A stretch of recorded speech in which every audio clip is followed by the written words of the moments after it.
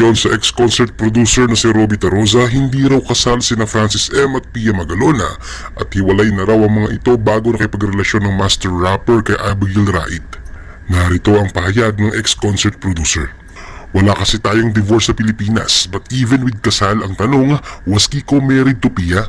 No, she was married to another guy with the last name Lim, and they had a son Nicolo and daughter Una.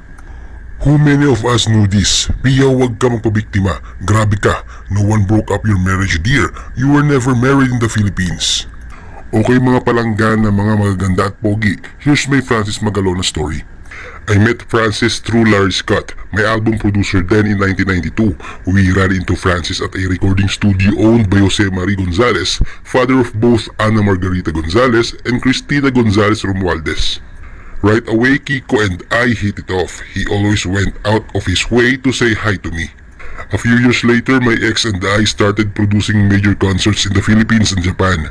In 1999, if I'm not mistaken, we produced a concert tour for Kiko. Unfortunately, it wasn't a profitable tour and Kiko knew it.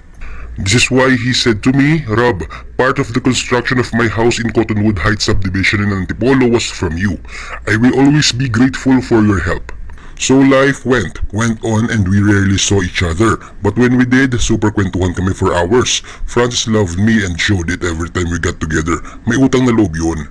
So fast forward to 2007, if I'm not mistaken, I ran into Kiko in Makati. He looked so fresh and glowing. We talked a little about his marijuana possession case, then he invited me to go to smoke cigars somewhere in Wilson and Green Hills. I don't smoke cigars but I still went to have a few drinks with him. Francis then told me he was done with Pia and left her. He told me he couldn't take it anymore. All the fights and bugbugan nila, yung ugali daw ni Pia nakakasira ng utak. He said he now has peace. A few months later, we met again and he mentioned he was with another woman who is totally the opposite sa ugali ni Pia. He stressed, ang sarap pala ng ganitong real love, Robski. Yeah, he called me Robski. LOL, pang gangster ko yun. Francis and I kept in touch and I vowed to keep everything between us. I never had the chance to meet this girl he loved so much. Maybe one day I will. Both her and Francis' love child. Yes, love child because she was conceived by real love.